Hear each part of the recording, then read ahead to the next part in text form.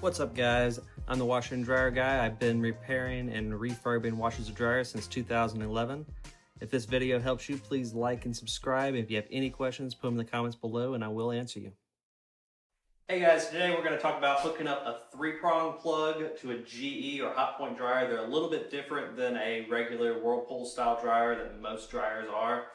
Where a three-prong is going to look like this. It's just going to have 3 wires and they're usually always gray. 4-prong looks like this and they're usually always black and they'll have these colored wires. But on this video I'm going to show you the 3-prong. On another video I'll show you the 4-prong.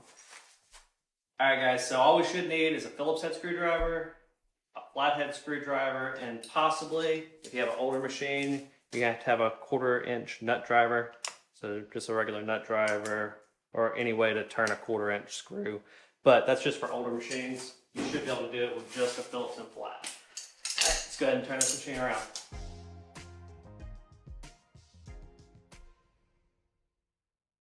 All right, so you don't have to lean it over. I'm just leaning it over so it's a little easier to film, a little easier for you guys to see. So the first thing, we got a screw right here that holds this plate in. And it's a 1/4-inch or a Phillips head. So I'll just take the Phillips head to take it off.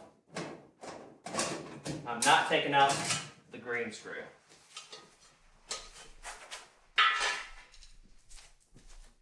Alright, from right here, if you're buying a used dryer, there might be the wrong type of plug on here. If there's a black plug on here, you just be taking everything off. So you'll undo all the wires of the black plug. If you're getting a dryer brand new, or if they took their plug already, it's going to look like this. Some of the older dryers don't have the extra fuse built in, but everything else will look exactly the same. I'm going to take these 3 out. And if these screws aren't here, I'll just see if I can find them on Amazon. Okay, I looked online and all I could find was the entire terminal block with the screws. I'll try to go to Lowe's and see if I can't thread size these perfectly, and I'll make another video on it because it's very common to lose those screws. Sometimes people will lose them and you'll buy a dryer and you won't realize the screws aren't there and they have to be the right thread to go into these holes. All right, sometimes if you're buying a used dryer, this would be included. Sometimes it won't, but this is just to squeeze onto the wire to hold it. So in case you ever pull it away from the wall, it won't pull on the whole terminal block. So if you get these in a kit, they're gonna look something like this. And you're gonna take these and you're gonna put them through and then turn them towards each other. The female thread on the bottom, and it's just an open hole on the top for the screw to fall through. So what I mean by that is the screw should easily go through this hole and it should be a threaded hole on the bottom. We'll just barely start these.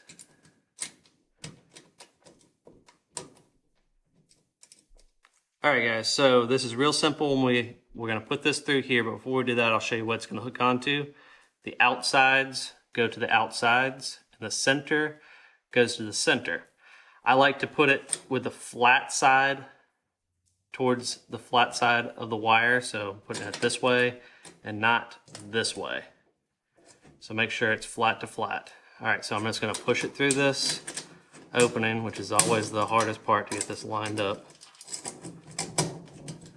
Push it through, and then we're gonna start lining these guys up. And on a 3-prong, you have to have this extra piece that goes to the ground for the frame. On a 4-prong, it's not going to be that way, but 4-prong's another video. So I like to do the center first.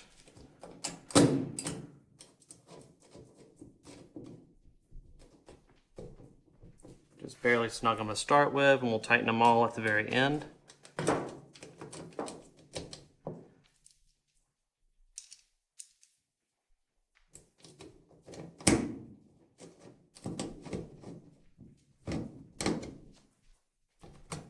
And last one.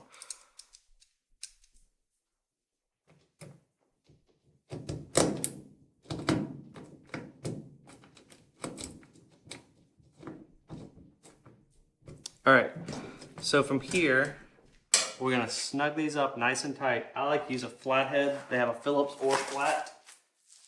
All right, so what I like to do is make sure these are nice and tight. A loose screw here will create heat because a bad connection creates heat and it will burn everything up and mess up your dryer and possibly start a fire.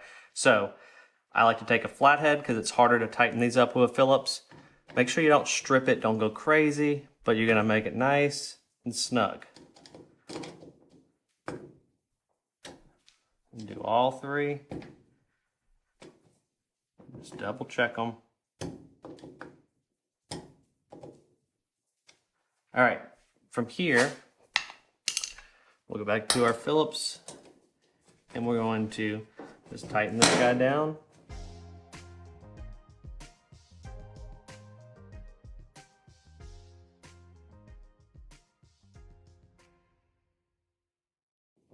All right, and we don't have to go too crazy on tightening this. This is just holding the wire. So if this ever gets pulled away from the wall, it's gonna pull on this metal bracket instead of the actual wires that are hooked on here.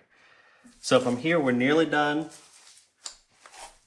We're gonna take our plate, put it back through the two holes. And it's just gonna kind of fall into place. And then we're just gonna take our screw and we're gonna finish up. All right, now if you lose the case, you can order these on Amazon or eBay, or if yours doesn't come with one, extremely important, don't leave this bare in the back. A kid could touch it, it could bump a wall, something could fall and touch it.